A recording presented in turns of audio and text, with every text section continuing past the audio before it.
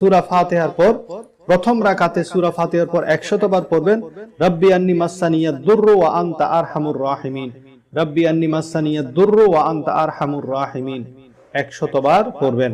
এরপর রুকু করবেন, সিজদা করবেন। দ্বিতীয় রাকাতে উঠে সূরা ফাতিহা পড়ে আবার 100 বার পড়বেন ওয়া উফাউযিদু আমরি ইলাল্লাহ ইন্নাল্লাহা বাসীরুম বিল ইবাদ, ওয়া উফাউযিদু আমরি ইলাল্লাহ ইন্নাল্লাহা বাসীরুম বিল ইবাদ 100 বার। দ্বিতীয় রাকাতে 100 বার।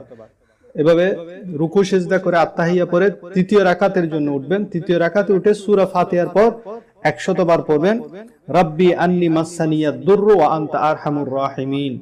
এই আয়াতটি আবার 100 বার পড়বেন তৃতীয় রাকাতে। তৃতীয় রাকাতে রুকু সিজদা করে আপনি চতুর্থ রাকাতের যখন উঠবেন, চতুর্থ রাকাতে সূরা ফাতিহার পর 100 বার পড়বেন হাসবুনাল্লাহু ওয়া নি'মাল ওয়াকিল, নি'মাল মাওলা ওয়া নি'মান নাসির। হাসবুনাল্লাহু ওয়া নি'মাল ওয়াকিল।